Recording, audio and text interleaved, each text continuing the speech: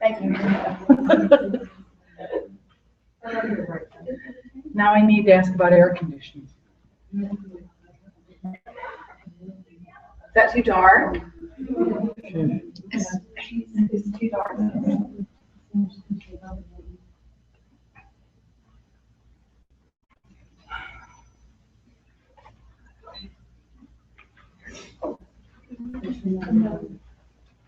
Morning. Good morning. What grade do you teach? K-8.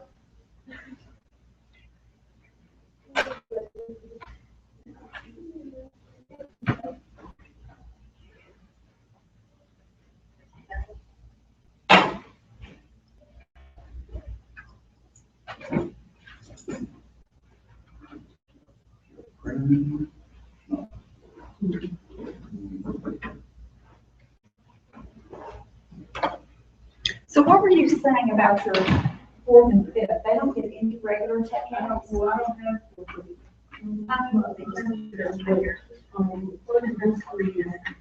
My class is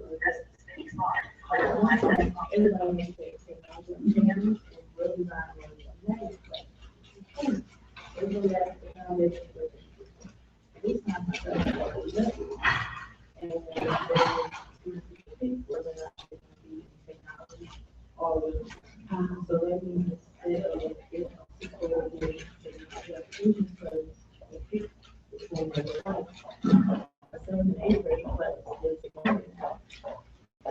so I'm able to make it for the 4th, 5th, 6th grade enough to get to at least what I take a 5th and 6th grade so much skipped over everything. So I was thinking maybe everybody, but maybe What campus are you? You got, you, and what application are you? So you still can't get in? You're in?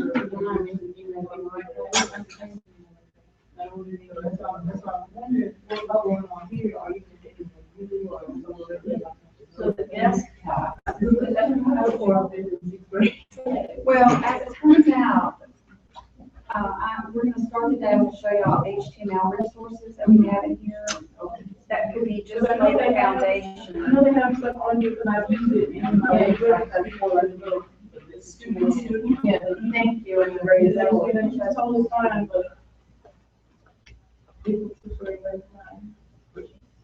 Yeah, if they don't have like an authoring tool, web authoring tool. Tech apps? No. It doesn't, what are you? Social studies. Somewhere here. Somewhere here. Yeah, Thank you. I think that we get further down.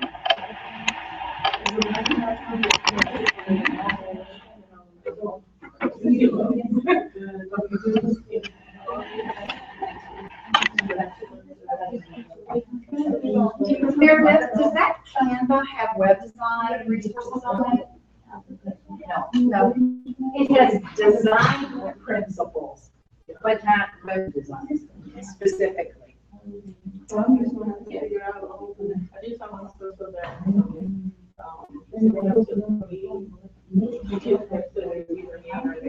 Now, have you, are y'all a Google district? yeah, but I've tried that and then, unless your internet is up, it's not teaching you. You have to know something in order to use that. So this is what I'm found out. I just thought that maybe you could just show me a window. And so that was what you're using.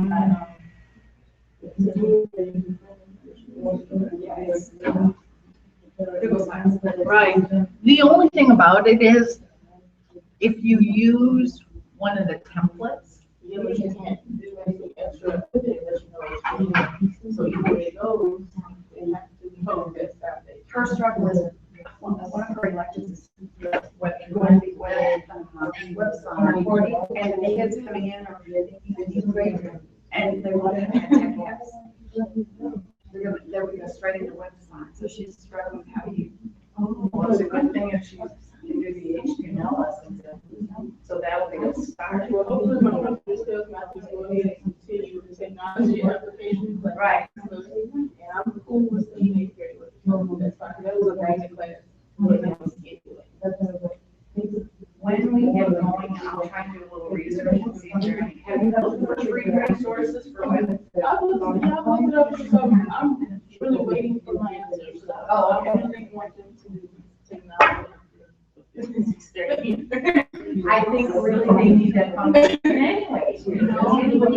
Otherwise you have to keep circling back. For the, we found that Google site should be, it's just so, they call that 1, 2, 3. Once you got started a little, it really created a lot of critical thinking. Maybe I feel go with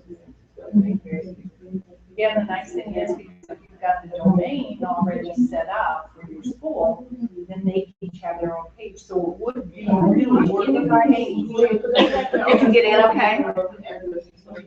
Are they all email accounts? Okay. So is it your email address and then the, okay. Okay, I think we're getting closer. The technology's coming together. Did everyone get logged into Wi-Fi okay? So find the Harmony High School. And then the password is just password, no special characters.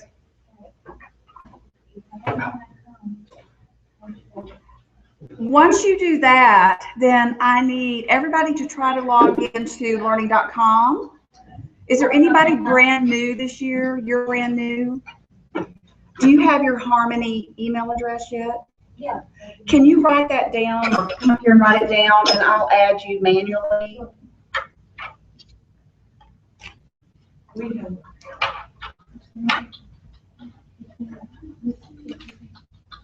Look at here, son.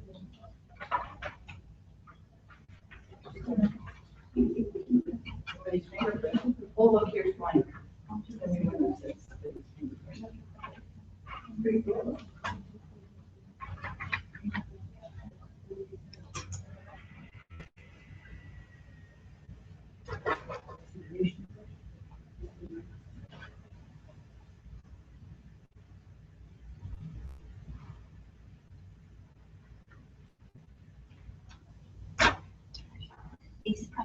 Miranda.diaz@harmony.texas.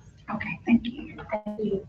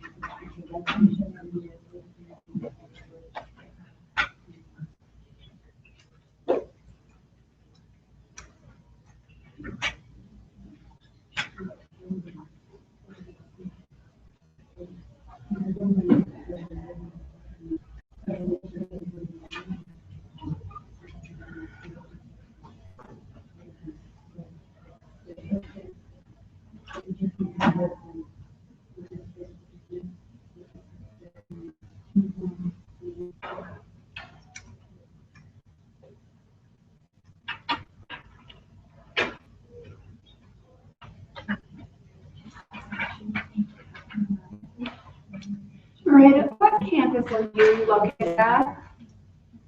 Narita, what's your campus? Achievement. It's in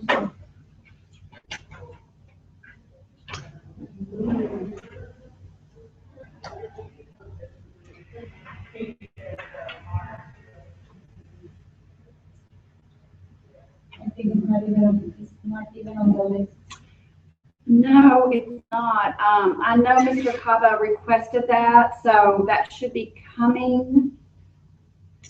Is there another campus that I could put you at just for today that you're okay with?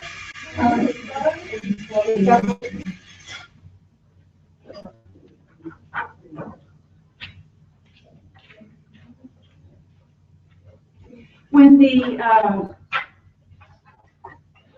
the database starts working automatically, it should switch your campus for you. Okay. If not, you'll just contact our customer support and they can move it, your account to the right school when that's over. Okay.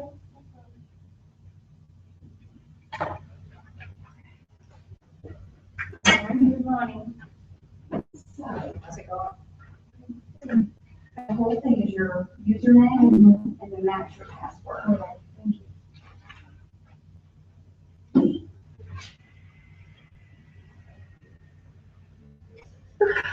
Okay.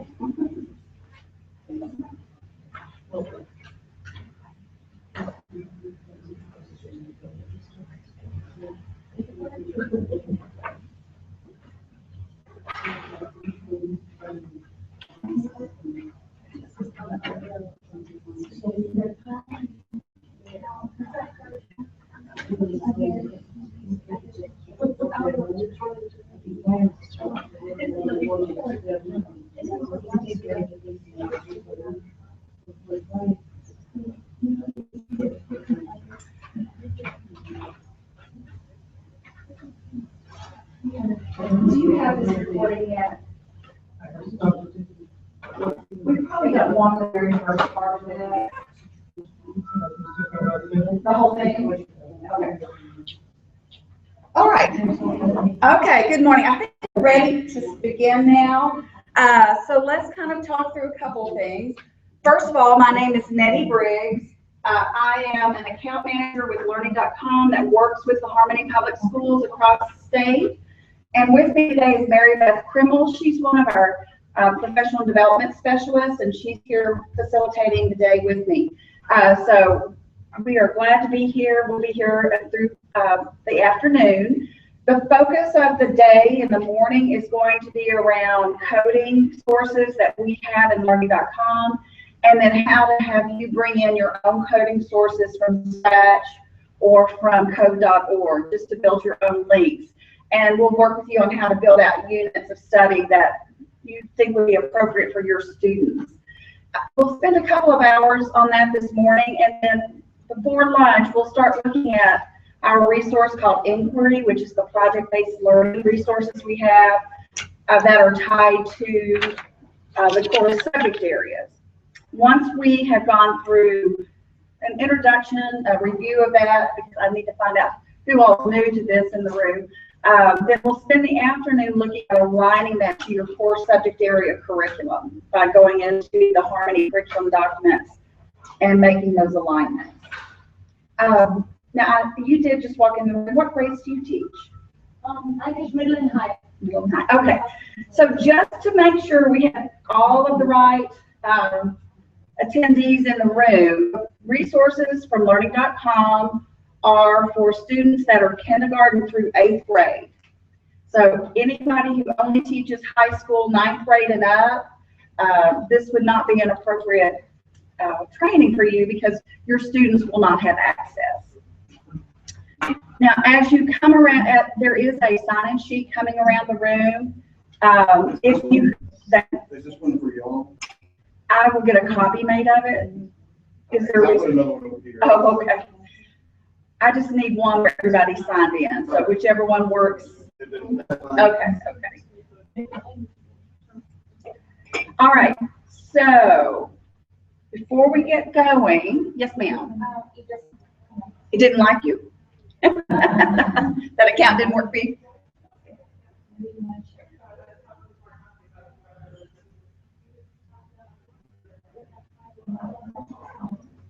Okay, let me just make sure I can hear information.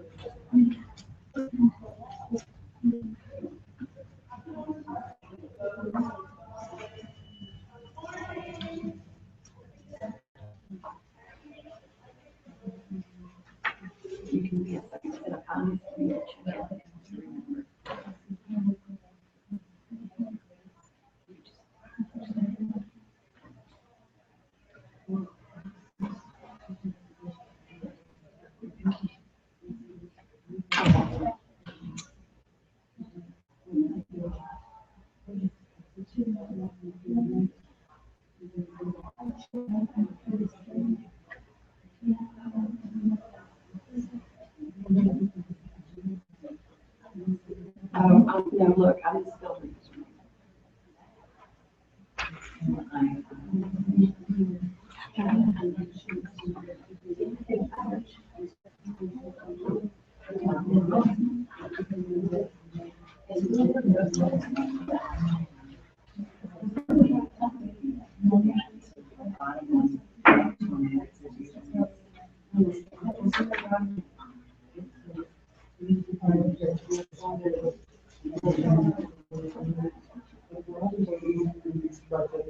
Oh,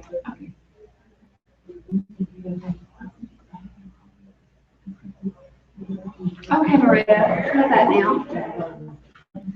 There was a typo, so we should work. Give it a shot. Okay, so I have a better sense of my audience. Can I go around the room and have you tell me your name and what grade you teach, and what subjects? So how about, can we start with you? Hello, everyone. My name is Jamie Hunter, and I'm at the HSART campus. I have technology applications and web design. This is eighth grade. I'm Jimmy Tatum. I'll also be in the PD tomorrow, so I'll talk to y'all later about that, but I'm in Beaumont. And what all do you teach, Jimmy? Engineering, I don't know what, right now it's. So, okay. I emailed to see if they had it finalized yet. Okay. Okay, thank you. My name is Yasmin. I will be teaching pharmacy break in primary school achievement. No question. Okay, tech apps, all that? Take that. Yeah. Okay. Hello, good morning. My name is Miss Kia. This is my first year in Harvard, and I'm going to be teaching computer kindergarten to third grade. Cool. My name is Ashley Chaban. I'm teaching in management with innovation, and it's 6th grade.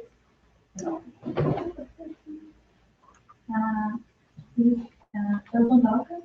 I'm teaching technology applications in Harvard for science and children. K-5. K-5, okay. Good morning, my name is Tiva. I'm from Harmony School of Arts and Technology. I teach technology application K through 4 in 6th to 8th grade design. This is my third year with Harmony. Okay. 3D design, that sounds fun. My name is Stephanie Reno, and I'm at the Houston City campus. And I teach 4th and 3rd. Okay. Hi, my name is Ashley Nanda, and I teach at Harmony Science Academy, K-8, and I teach grade 6 to 8 technology and also grade 9. Okay, thank you. Morning, Jay Sanders, I'm at Harmony Science Academy, fourth year. Previously, music and math, now I'm going And what grades? to okay, Okay. And what campus? Harmony Science Academy, South Campus University. Okay. Well, thank you for being here. What we're going to look at today, just to kind of catch the last couple of that came in up on, is are the resources that we have in learning.com for you to work with as teachers. We are a company that provides resources to teach students about technology skills and 21st century skills, of which some of the resources in there are around HTML. And so Mr. Kava had asked if the morning we could spend some time looking at the HTML resources that we have, and then let you spend a little time working on your curriculum for coding and building some web links to work around that. So we're going to start the morning with that. And in doing that, I just want to ask, other than Marita, is everybody in the room familiar with learning.com and how the platform works? Little bit? Okay. So we will do just a quick intro. It is a very simple resource to use. Please collaborate and talk to each other. As you know, so if you have questions, feel free to lean over and ask her, ask Mary Beth. This is going to be kind of a relaxed morning in the sense that I want to get quickly to where you have work time. And that's going to help somebody like Marita, who's brand new, and you can talk to her about what you're doing already with your Scratch and Code.org curriculum, because that's really where our focus will be this morning. I will say I'm here to introduce you, if you're brand new to learning.com, show you some of our new resources that we have. It will be a simple platform training, since most of you know the platform already. The Code.org and the Scratch, I'm not here to teach you about that. That's your resource. I will just talk to you about creating links that you can use to work with that content within our platform. So I know you have a lot of resources that you work with already with that. So let me start to move forward.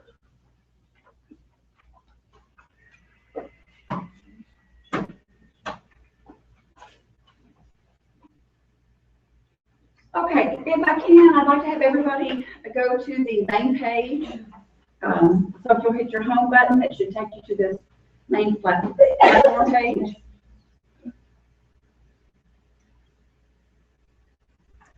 So we can log in on their own account, or did you have a separate account? No, your account. The screen on this looks very white. I don't know that it's going to record the screen well. I wonder if I should turn the lights out.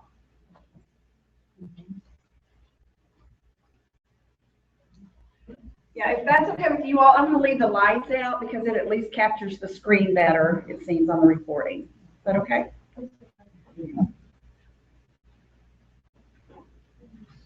Okay. So in talking to you about the platform, a couple of things I'd like to share with you. Over the summer, we did get a little bit of a new look. A lot of resources in learning.com and our whole platform have been redesigned just a little bit. But everything that you've worked with in the past will still be there.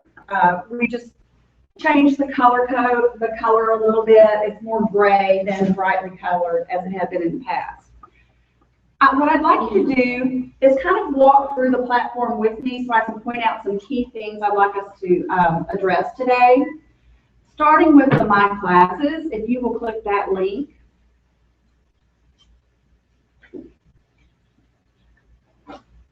Now, when you look at your list of classes, are you seeing your classes from last year? Yes. Okay. So let me talk to you about the classes and accounts and how they're made. Beginning last year, we had a new system that was automated.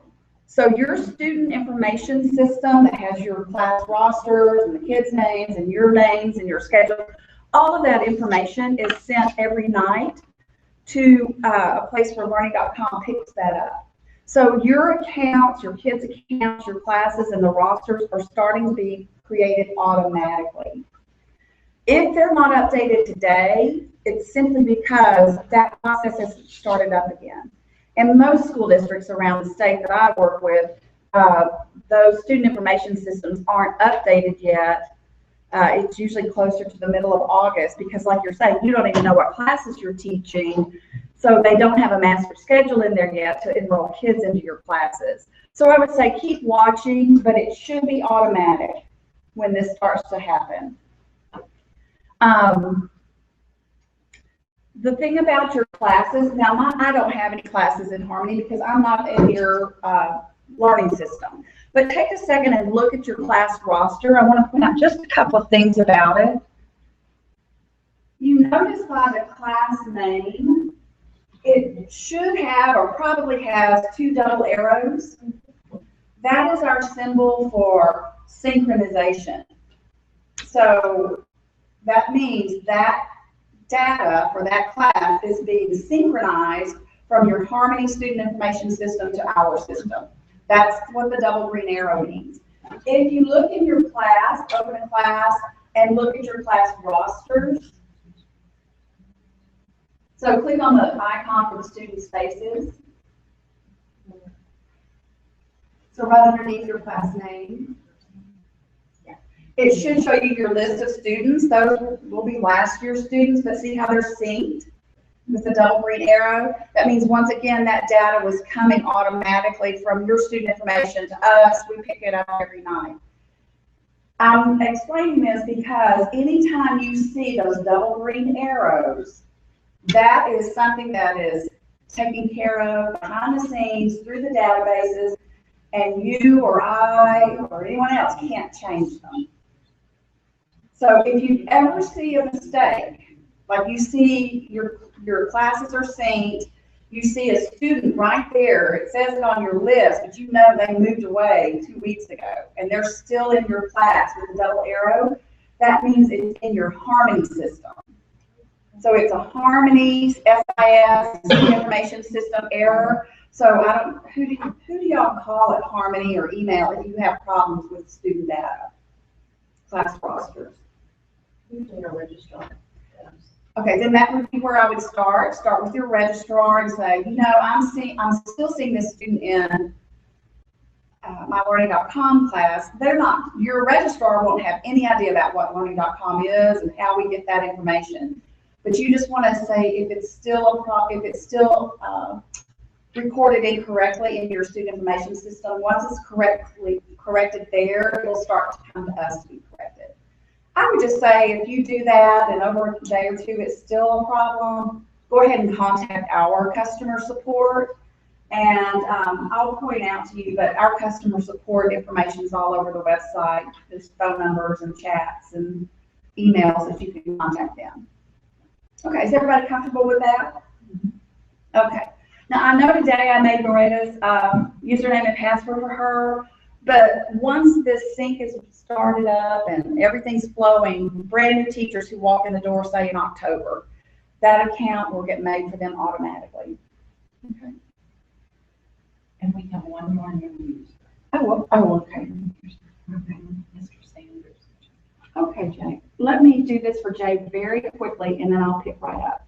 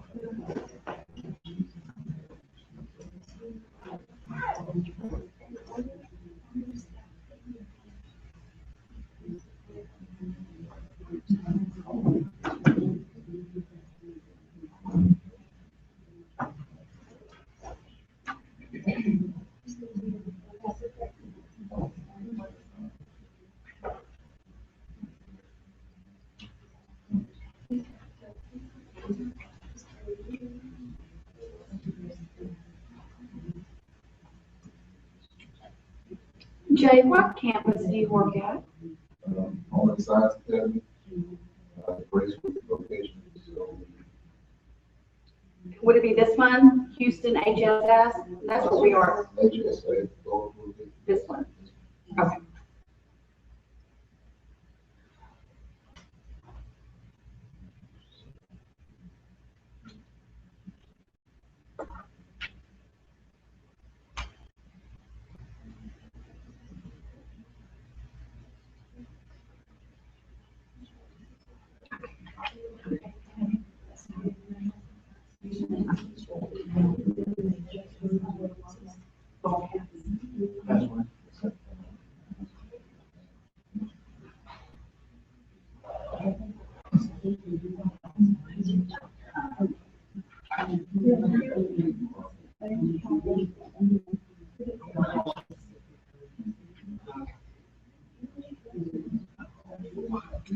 Okay, now, one of the things I'd like to also talk to you about at this point is the section called My Resources. This is a change from last year. It actually just happened about Wednesday of this last week. Does anybody remember what it used to say? It didn't say My Resources, it said something else. My Curriculum, exactly. So they've changed the name of that a little bit. It functions very much the same way. Let's go ahead and open the My Resources link.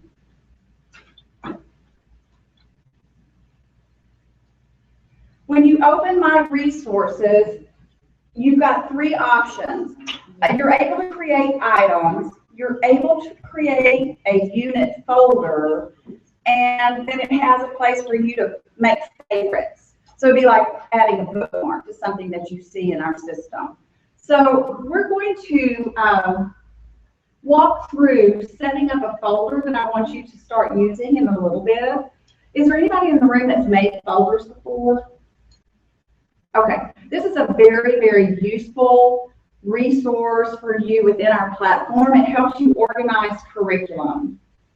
So in the past, maybe, let's say you had a class third period for fourth graders. You just put everything in there for the fourth graders that you wanted to have, and maybe your curriculum built up all year in that one class.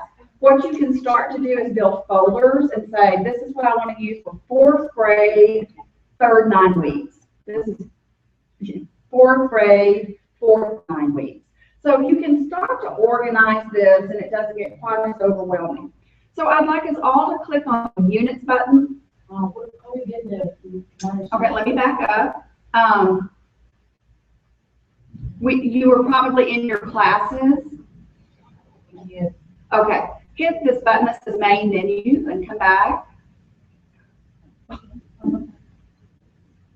Did you put J Sanders and 2 lowercase i's? What school is he? Oh, Yes, okay. No, that's his password. No, I know that. What school Oh. is he in? Your district?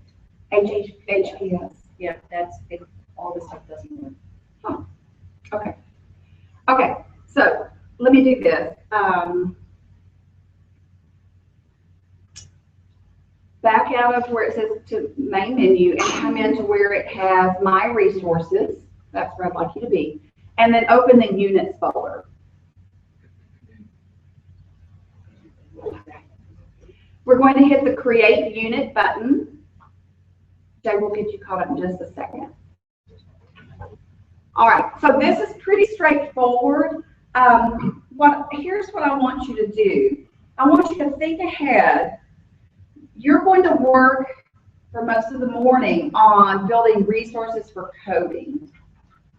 And so think about how you use your curriculum now. So I want you to build a coding unit. It could be for the whole year, grade level.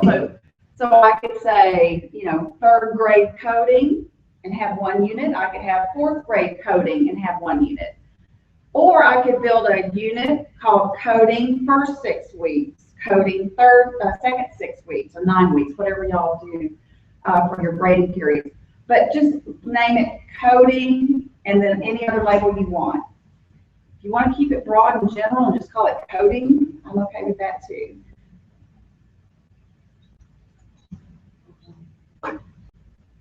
With the grade range, it always starts out showing K through K. You can change this. So if you want to build a coding unit for kinder through second, you can do that. If you want it to apply to all of your kids, you could do K through 5. So however you want to set your grade range.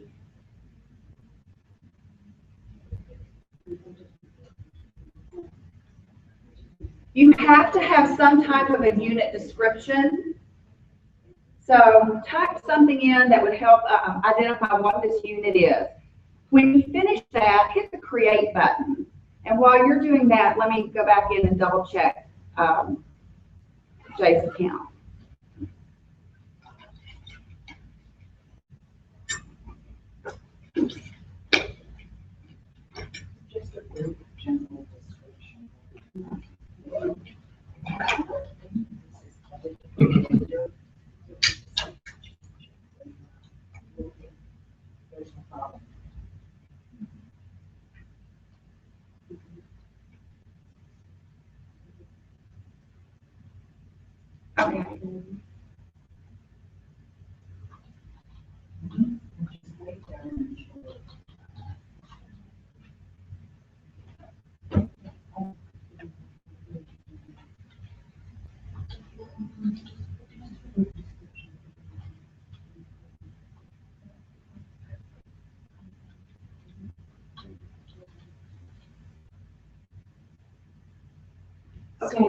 try now. It should be your full email address, and then the password is HPS123.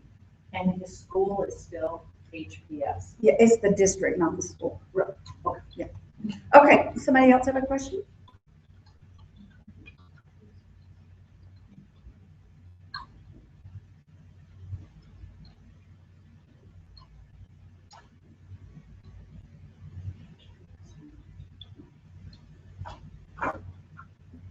Okay, so if you got your unit created, go ahead and hit that create button at the bottom if you haven't already.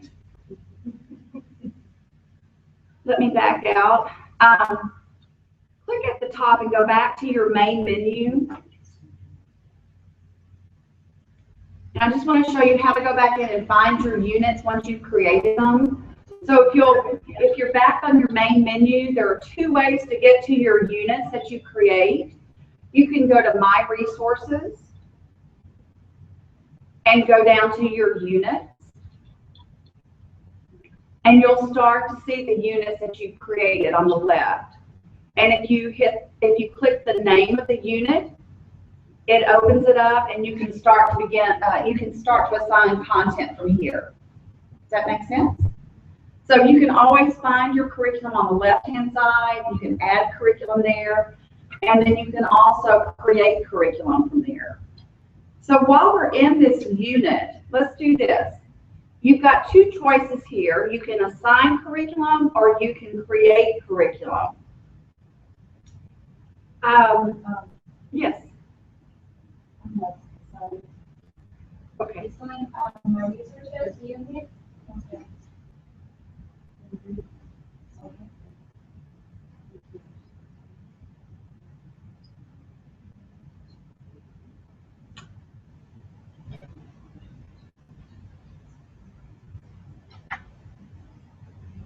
Did you find it? Okay.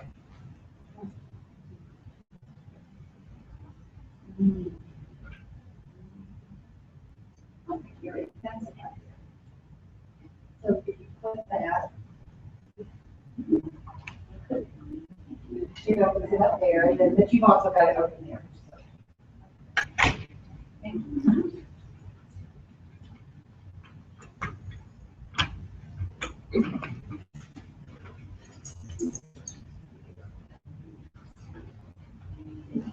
Okay. With that being said, we're able to build units here, and from this left-hand side, you can also start to add any of our learning.com resources, or you can start to make your own resources, which we have web links that you can work on. Let's just start by assigning curriculum. So if you'll click over on the left side under the unit name, it says assign curriculum.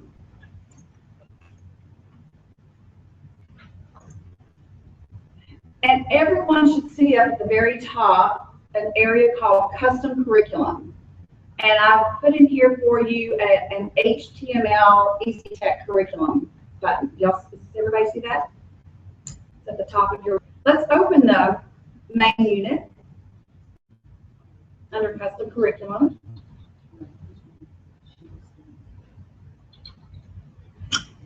There is a folder in there, and it's called HTML Lessons Grades K through 8. What I did for you today, just to be organized, is I pulled it all together into one unit. Let's go ahead and click the View button and open that so you can see every item that's in there.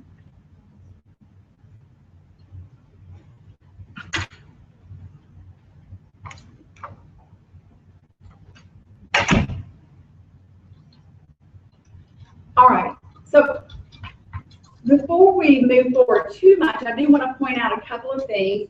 Tell me your name again, sir. Is it Jimmy. Jimmy? Okay. I want to say Jamie, and I didn't think that was right. So Jimmy said he's already used the HTML resources. I think you have as well over here. Who all in the room has used these HTML resources?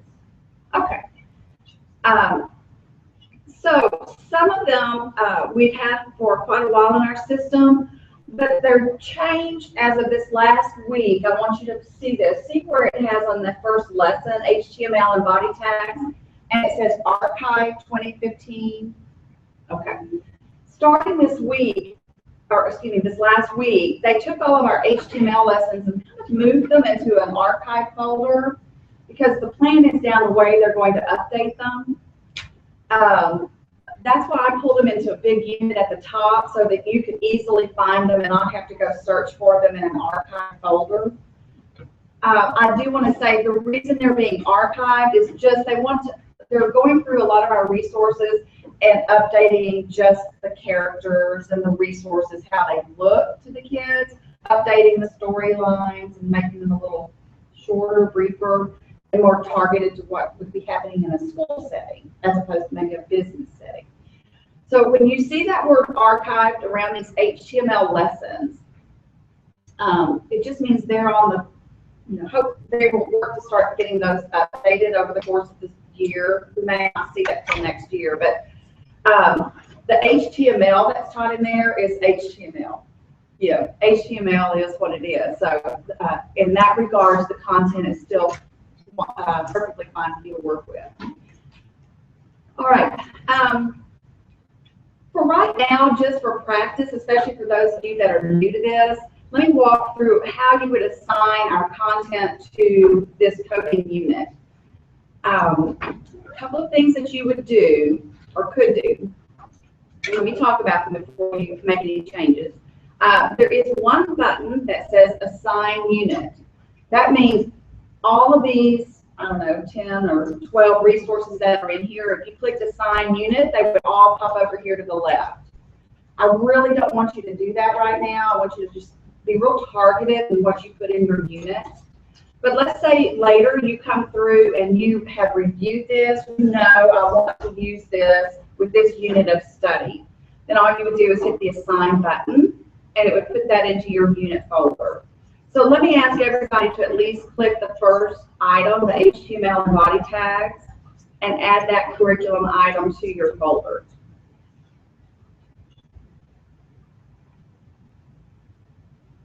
So that's pretty straightforward. That's how you add curriculum to folders. I will tell you, if you ever think, oh, I want to come back and add more, it's very easy to just open that folder and assign more content. So let me have you add a second item. So I have HTML and body tags in here, and I have the tag basics in here. So our units act and perform exactly the way our classes do. How would you go into a class or into a unit, you think, and edit what you put in there?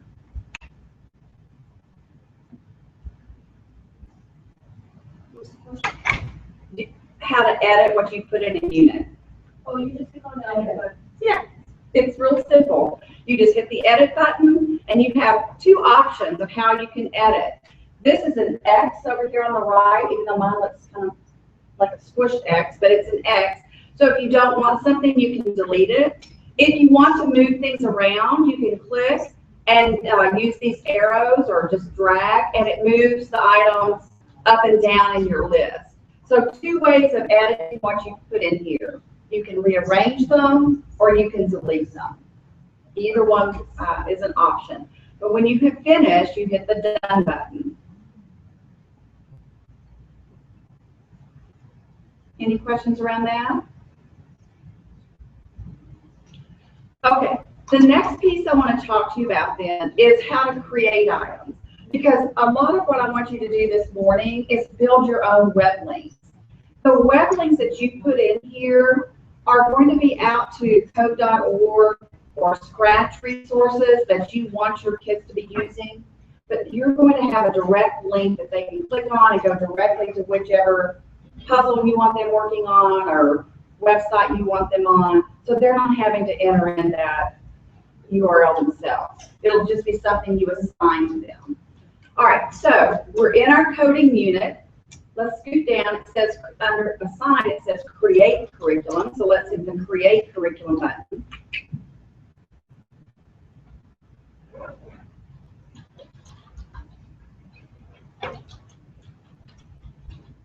Now, this says Create a Web Link Item. Now, I will tell you one thing. It doesn't like to have it will make you have a web link name that is different from other people's.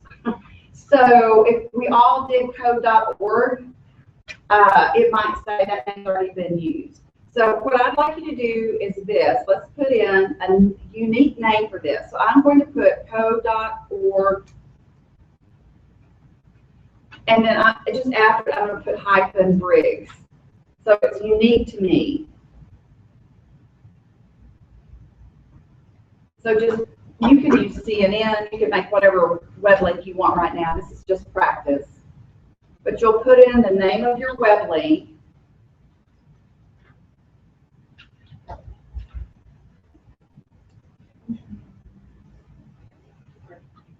And then for the web link name, you could either have gone out to a website and copied the URL, or you can just enter it in here. But what it does always need to have is the HTTP protocol in there.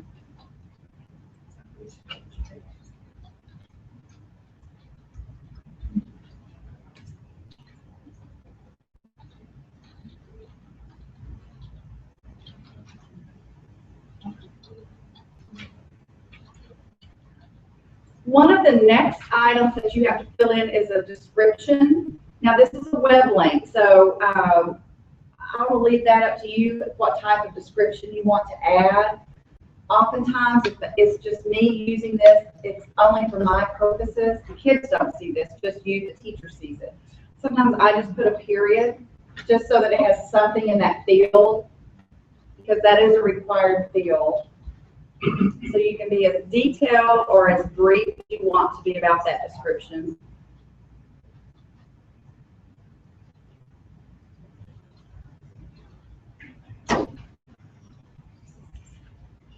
The next icon you see is the sharing icon. This is not a required field.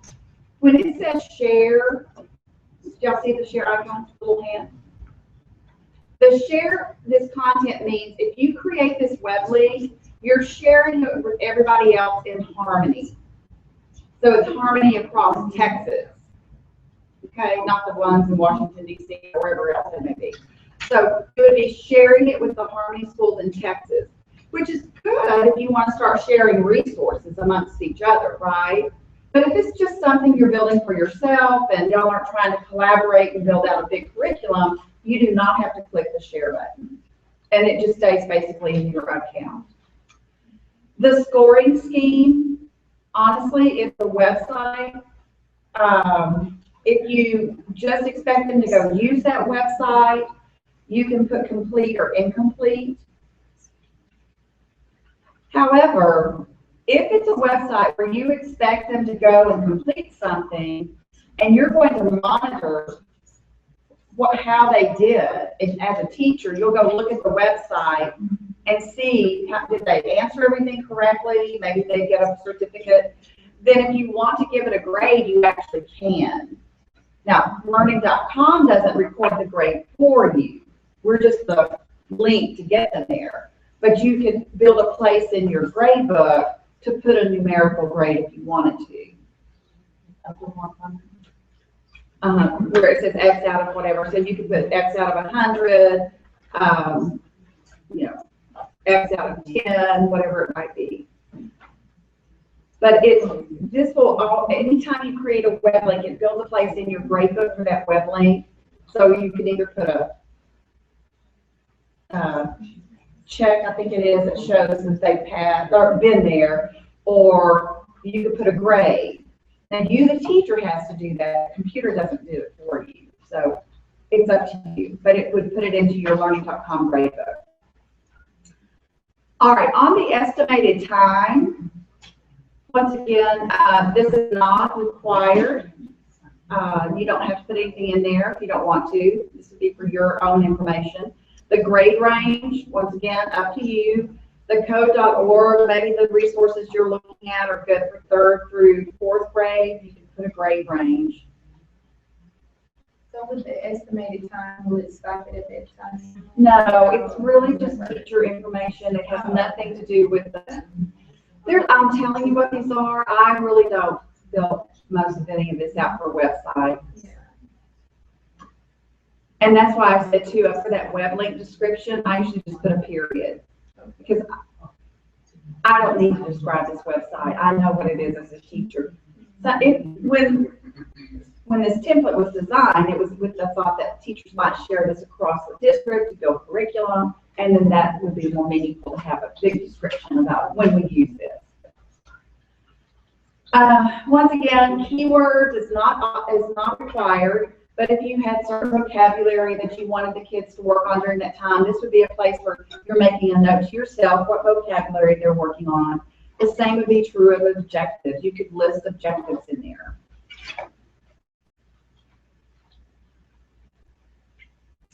So that's the first page of this template that you would work on.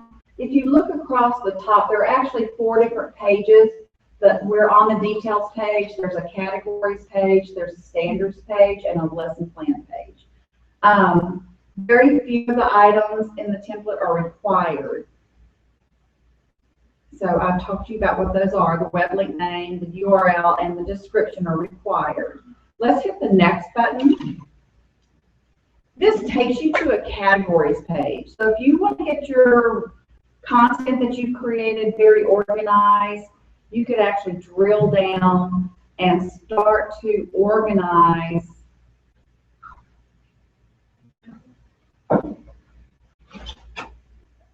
categories. So, because you can search for these later. So if you're building hundreds of web links, this would help you be able to start to search for them by tags, if you will, keywords.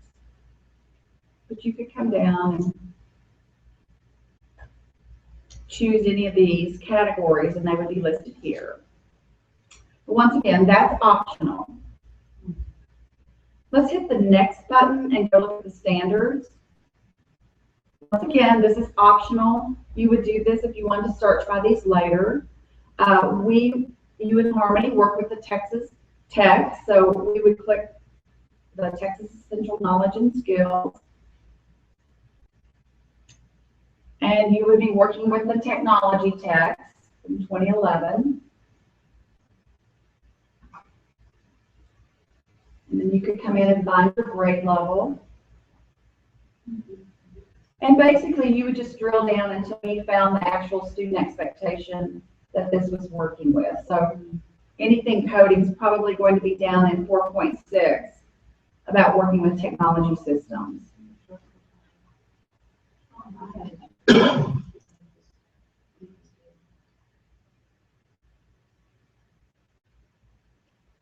And as you click on a tech, it starts to list it down below. If there happened to be more than one that you were working with, you could actually list it down below too.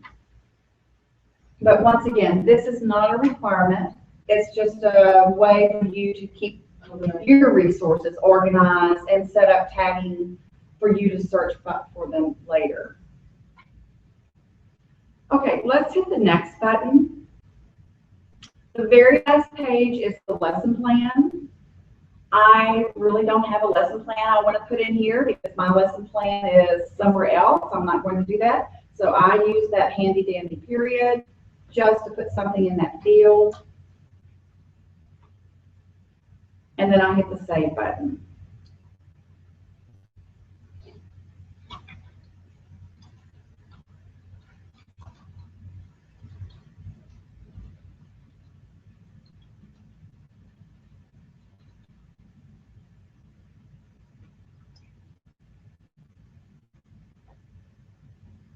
Okay, did that work for everybody?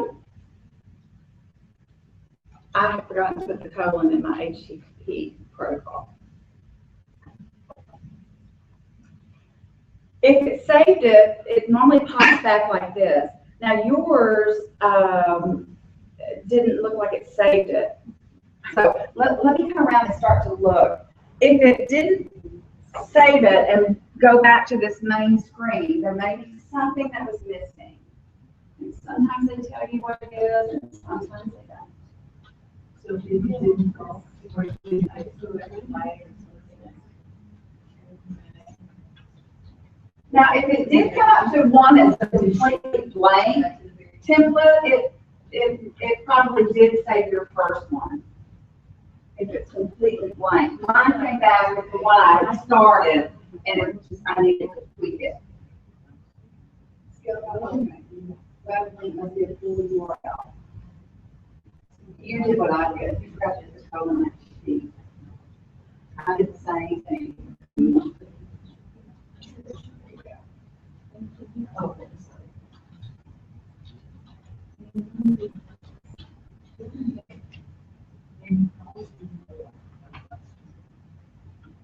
Yeah.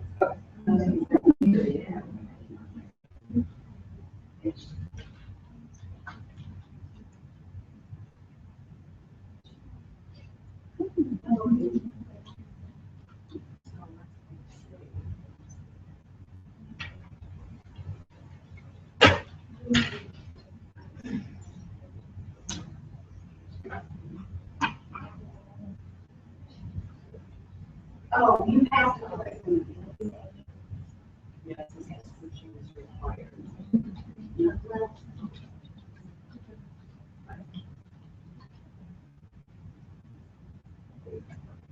If it's, they don't give you a sign that just jumps out and says, this is what's wrong. So, the error indicator is often just in blue, so you have to kind of search for it. Well, and one of the things we found out was at the very beginning, you have to decide if you're going to score it complete or incomplete. Yes, you have to mark that. And there has to be a description. Right. So there were some asterisks that were keys. How do you check that it's what I got?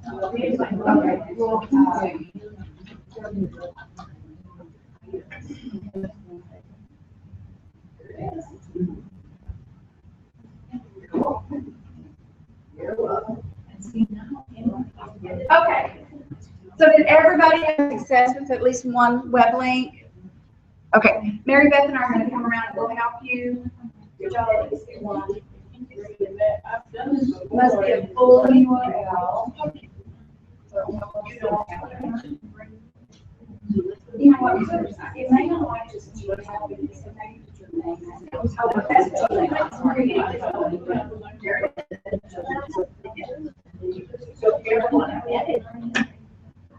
Then you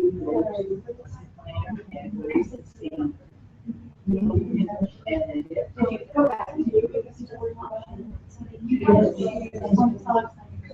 yeah, that scoring option is a requirement. So you have to check if you want to do complete or incomplete or by numeric grade.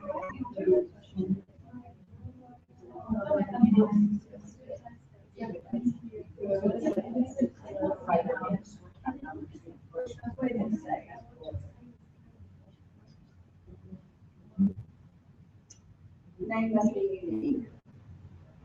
There we go. I wonder if you actually. Okay, but it's totally correct, so I think you're. I saw this.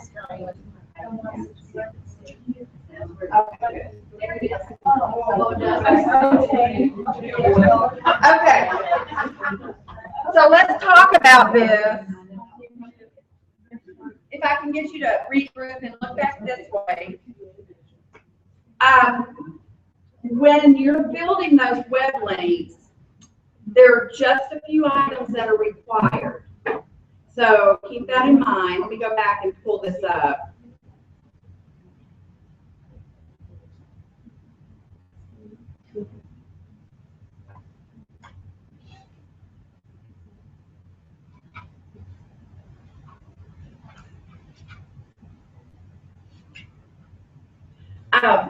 It's got the required items. If you have to have a unique name, so you're going to have to be thoughtful about how you name your items.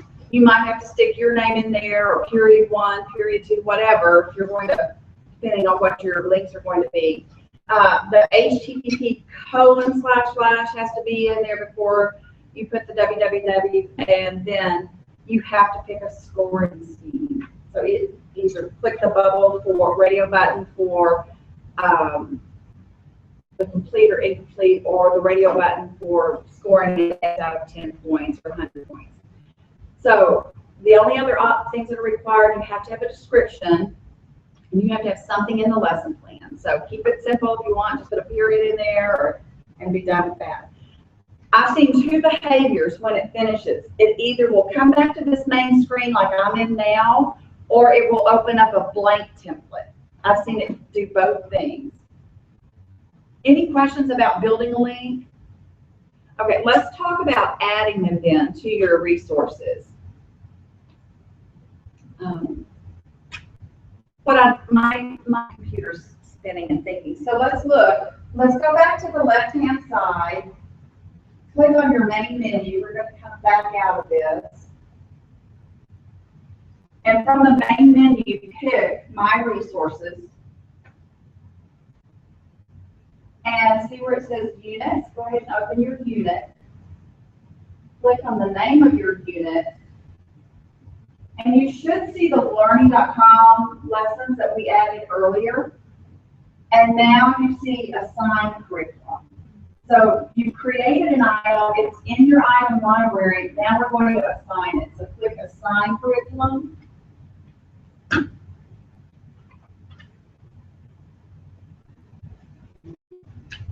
And you want to go in, it's going to be listed in your items. So you've created an item, you created a web link. So open your items folder.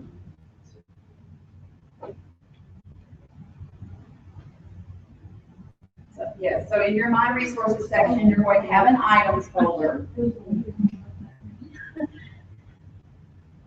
And you'll see the web link that you just created and anything else you created over the years. And you should be able to go to the far right and click the Assign button. And that's going to go into your unit for coding. Okay, did that work for everyone?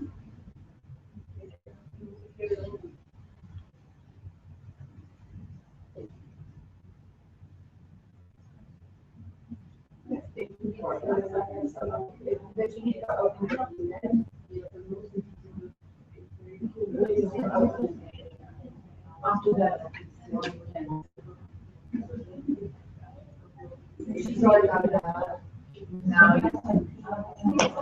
So the units act just like classes. You have to have the unit open for the Assign button to be active. All right, was what we just did logical for you? Okay.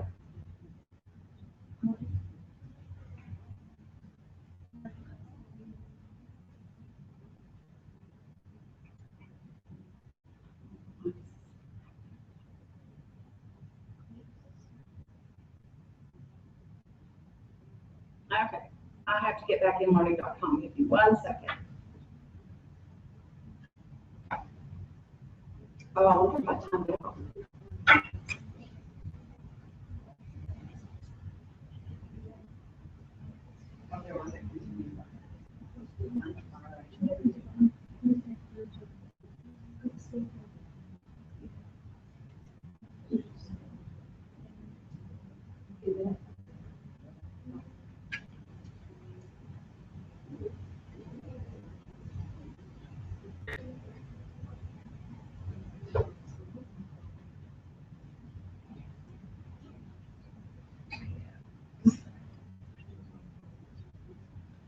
Okay, if we've all done that, here's what I'd like you to do. I'd like you to go back to Home. So if you will, in the upper right-hand corner, hit your Home button. It should take you back to this main page.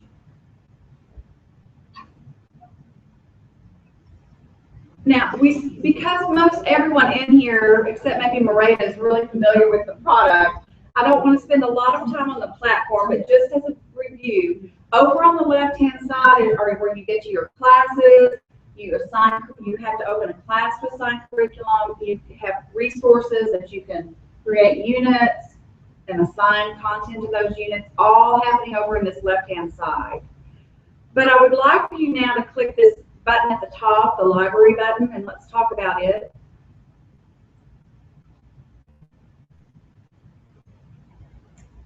We're just going to look down this page briefly. I have built that custom curriculum, and that's just a special folder. I set it so that every campus in Harmony sees this. So it's very easy for you to go in and get straight to the HTML lessons that we're working with today. There is what we call licensed curriculum. So this is what Harmony Public Schools purchases from our company. We've got the Easy Tech Apps lessons that are in here. And then we have inquiry projects that we'll look at before lunch gets going. Down below those where I want to direct your attention, you have a section called My Resources. If you have built anything like we just did with the web link, or you built journals last year, like I saw some of you had journals that you created last year, they're going to all be listed in the items folder. But we just built a unit, so let's open the unit folder.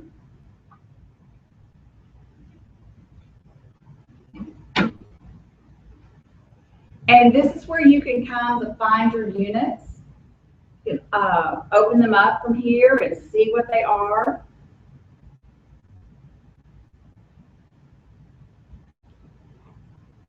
So when we go to the library and we open our units this way, I can see the unit, and if I had a class open, I could assign it. What's something I cannot do here? Unassign. I can't unassign. Can I add to my unit here? Can you delete again? Let's hit that. Okay, so we're in our unit. Look at the top. See where it says edit unit? Let's go up into edit unit.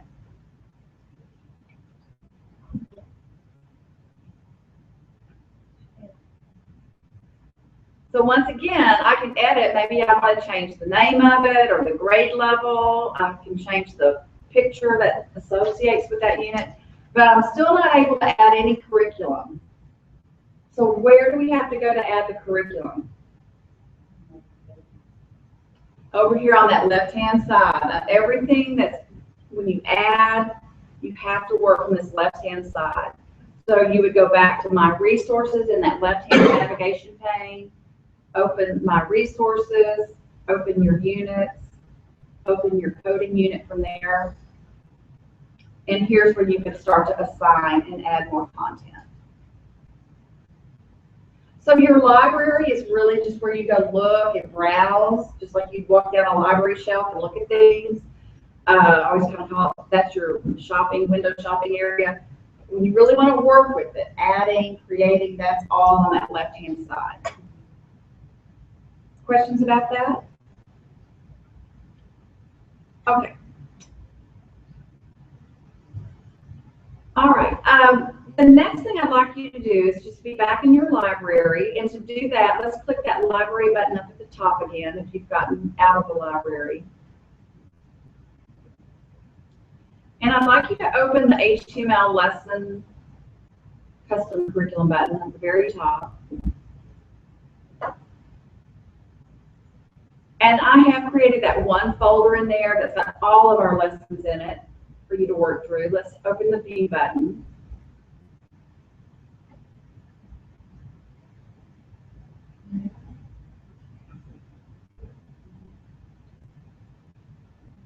Now, in talking about moving forward with this, I want you to look at the list of lessons that we have. And then we've got journals in there as well. Let me open a lesson. I'm not going to ask you to open a lesson because then we'll all have our speakers going at the same time. So I'm going to open one lesson. I want to talk through just a part of it. And once again, it's helping Maria because she's new to this. And Jay, are you completely new to our resources? Somewhat, yes, ma'am. How about you?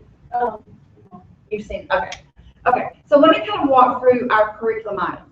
we've got 3 different types of curriculum items in here that I just want us to take a peek at. The first one we'll look at is a lesson. It has the L as the logo, or excuse me, the icon for it. Then we have journals, which have the J, and then there's a quiz, which is the Q. So let me open this. To do that, I'm going to hit the view button. I don't have speakers, so, oh, it is going through. All right, so let me go through this so we don't have everybody's going at the same time. I'm going to hit the start lesson button. Let's say building tree house is your favorite hobby, and you want to teach lots of other people how to build them. To do this, you can create a web page. A web page is a document that people see by connecting to the internet. To make a web page, you use a special language called HTML. HTML is short for Hypertext Markup Language. Hypertext means text that's linked to other text. Click the flashing arrow to continue. Okay, so let's stop and talk about what lessons are. Any type of a lesson that you see in our Easy Tech curriculum is meant to be used as a way of teaching kids either for the first time or as a reinforcement of what you've already taught them, different things about that topic. So what's one of the things that's being identified and stressed here for our kids now as they go through this lesson? What's it teaching them? Well, it's going to be about basic HTML, but what does it keep bringing up and defining for them? Vocabulary, right? Like it gave them HTML as a vocabulary term, then it's brought up hypertext markup language as a vocabulary term. So our lessons teach vocabulary. And they teach what we call academic vocabulary, right? Because technology applications have specific terms that kids need to know. And they need to know HTML is not the same thing as HTML5, right? So it's very specific language that they need to know. So not only does it teach vocabulary, it'll go on and ask the kids to do things. So let me move forward. Markup is just like the marks your teacher makes on your paper, telling you how to better organize your ideas. Markup in HTML allows you to tell a web browser what your web page should look like and how it should be organized. A web browser is a computer program that reads HTML instructions. You write HTML code for a web page in a text editor like Notepad or Simple Text. But to see those codes translated into a web page, you open your document in a browser like Netscape or Internet Explorer. Click on the program where you write HTML. Okay, so it's going to ask me to click on something because it's giving me some practice. We call it guided practice. So kids are practicing on a simulation. So I always try to stress this anytime I'm working with teachers and especially folks new to our system. When the students are going through lessons, they're really just working on a simulation, right? So if they're later going to write code, they're going to say, oh, okay, this looks like, Notepad that they showed us on the lesson. They're not really using Notepad now. So your next step, your extension is you have them really write code in Notepad, okay? And I always stress that because our resources are just that. They're the resource that helps teach vocabulary or reinforce vocabulary or gives kids practice. It's not really making a web page using HTML until you get them to open Notepad and do it that way or use some other resource. So the kids will go through. One of the things I like to point out is if they make a mistake, it will correct them. Try again. And they can make a couple of mistakes.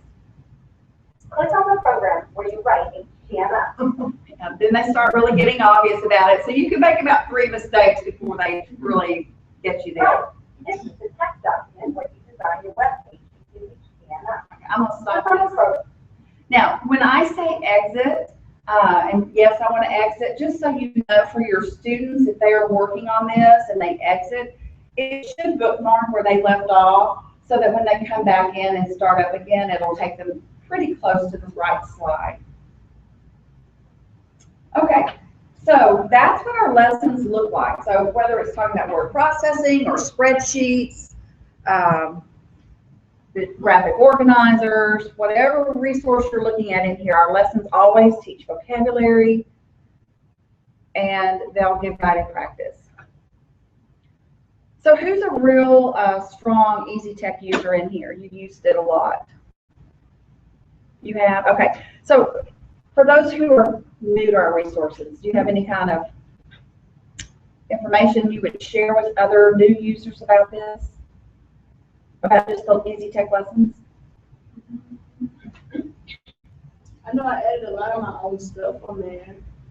Like, as far as the HTML stuff, some of it was tagged and they put like the lessons, not the, no, the journals, not the J.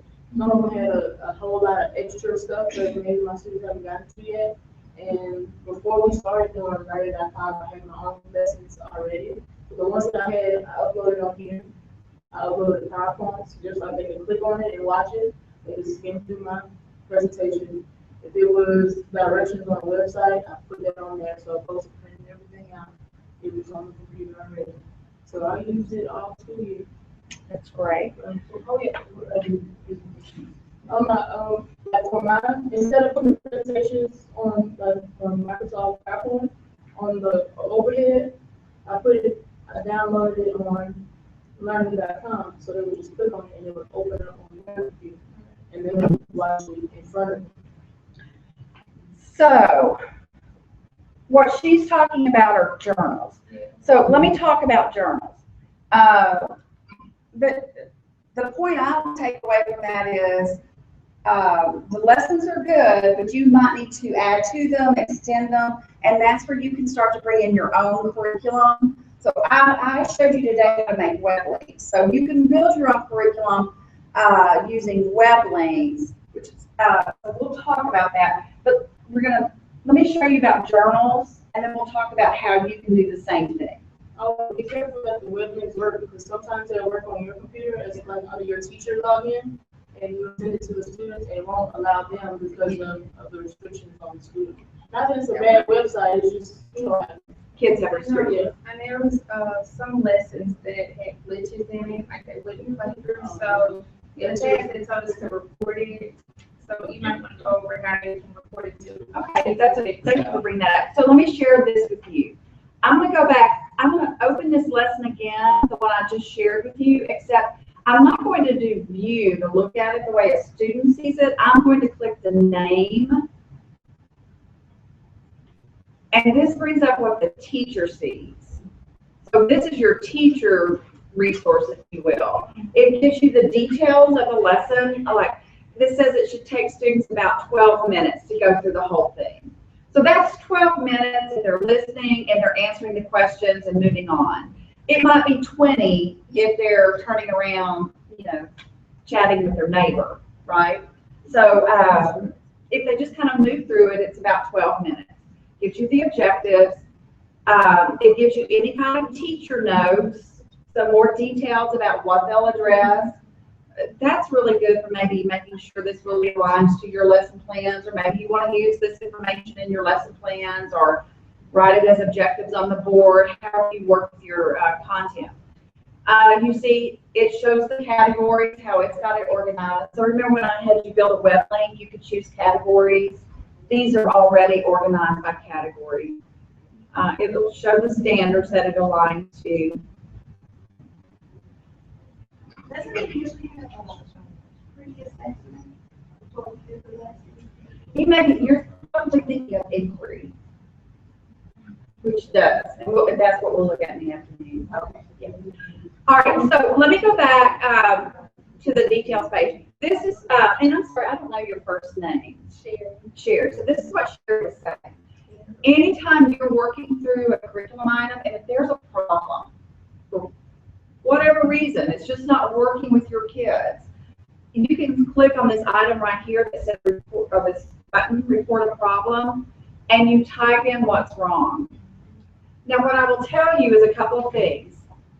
to just say it's not working, it's not enough for them to go on, okay? So you can say things like, it hangs up for every student on slide 7. We're using Chrome, we're using IU9, just whatever. Any kind of detail that you can give them would be beneficial. And then you'll put your email address in here and submit. Now, I'm going to tell you, in our office, which is actually in Portland, Oregon, there is a real person who every day looks to see what's been reported. And then if that's a problem happening all over the world with this lesson, they know that that's a real issue to address right away. Sometimes the one-off things, like, oh, maybe only one person has ever reported this issue, that's not getting a high priority to what our developers are doing. So I would just say use this. If everybody's having a problem and reporting it, then it gives attention that way. So it really is going to somebody who's reading this. So thanks for bringing that up, Sherry. Okay, so I'm going to back out, and if you're new to this product, what I always recommend y'all do is when you're backing out of anything, use this little breadcrumb trail up here as opposed to using your browser button to go back. So I'm just going to back out into these HTML lessons. By using that breadcrumb trail, it always takes you directly back to where you just came from. Now I'm going to open a journal, and y'all can open journals if you want to look at one because these don't have any sound to them. So I'm going to hit the view button.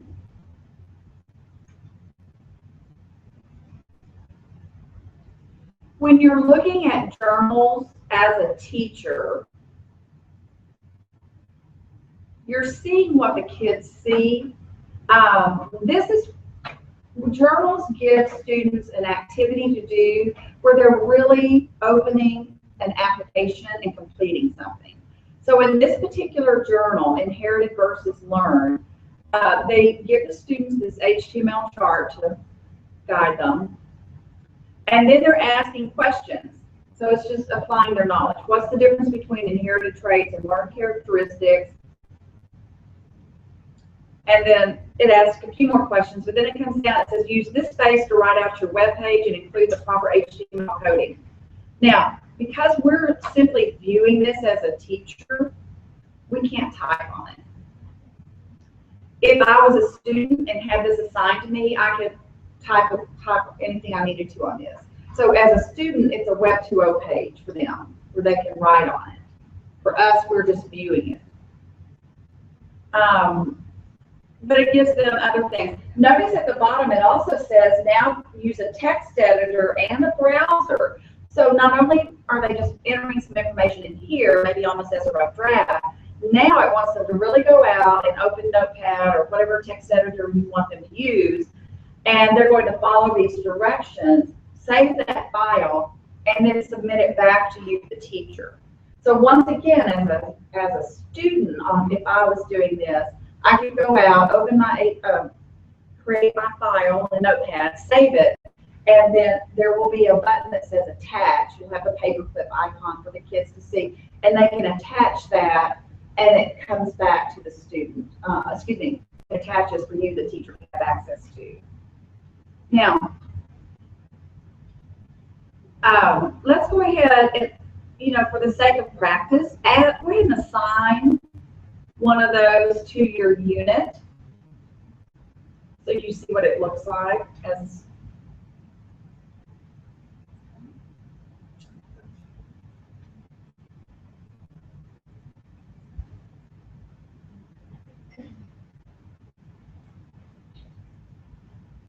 Now, I'm not going to open the quiz just because quizzes are quizzes. They're very simple, usually 10 questions about the content. So you can explore quizzes on your own. I want to go ahead and just stay addressing journals. Remember I told you there was a big update that took place just a week ago. Well, one of the things that they changed was the ability for teachers to create their own journals. So the things that, tell me your first name again. No, the girl's name. Jamie, that's where I was getting it. Jamie and Jimmy. Because I started to call you Jamie a while ago. Okay, there we go. Okay, so what Jamie said was, and I saw it on her list in her my curriculum, she had all kinds of journal activities. Okay, but look, when I say, okay, I'm going to create my own curriculum, you don't see, let me go back in there. You don't have journal as an option anymore. You can only create web links. So, but here's the deal. Let's think about it. Are y'all a Google district? Yeah. But y'all have Google Drive? Yeah. All right. Here we go. So you can't create a journal that looks like the one that I just showed you. But if you create a document, give it to your Google Drive, what can you do with that to share it? You can share it as a web link. So you could create your own directions, put it on your Google Drive, and then take the web link for it and create it here. Does that make sense? And who else besides Jamie created journals last year? Anybody? Okay, so that could be something that y'all want to practice today while we have some time. Just create a document in your Google Drive or save it to your Google Drive, share that link so you can copy that, come in here and paste it. What that's going to do is let the kids open that link on your Google Drive, and from there they can open it up, work on it, and then they can save it as a document. As a web link, no, they won't. And that's the difference between it being a web link and it being yes. But you could, part of your directions could be save this back to your Google Drive, save this, whatever you have to say. I think that's the best workaround we have since they've taken away the option for us to make journals. It was good for people inside it's complicated to get the drive share the link. I don't think that they might be able to share it. Because the fifth and sixth graders, they was fine, they do it safe on the flash, on the home folder, and submitted screen, but the small ones, no.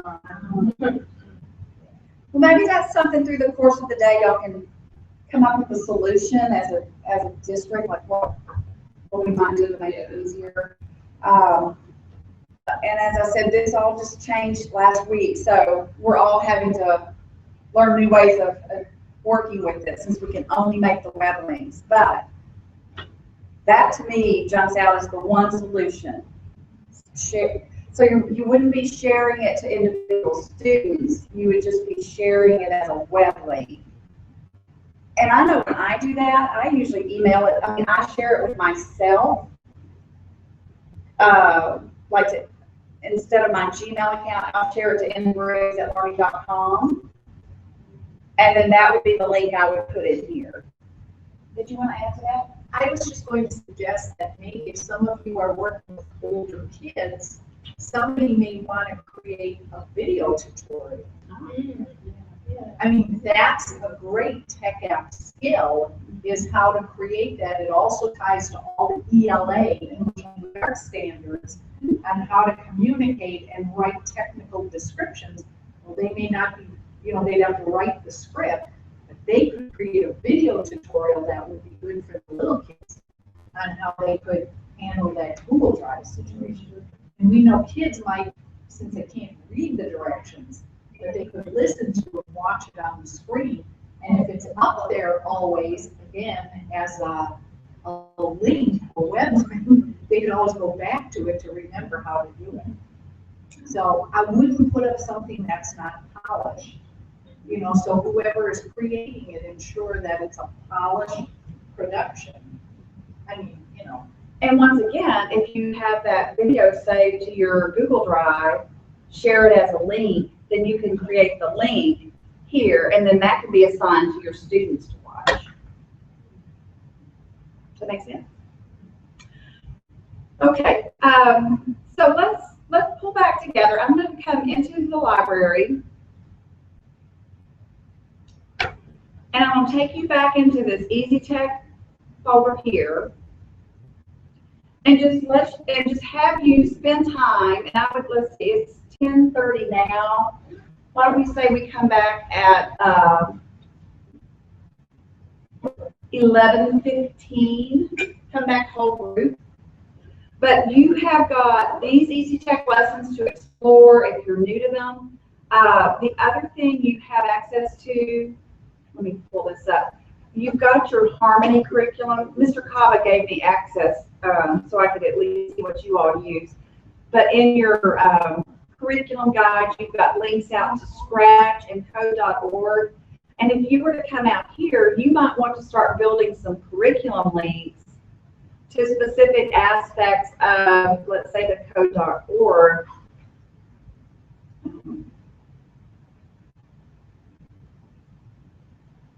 Because when you come in here, I'm sorry, I forgot to turn my phone down.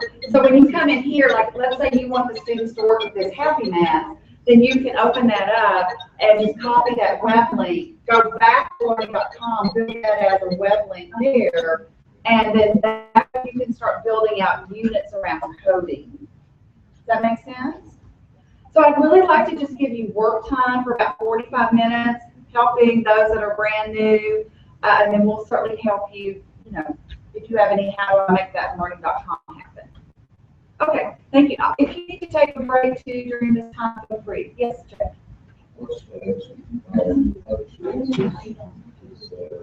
That curriculum, I have, it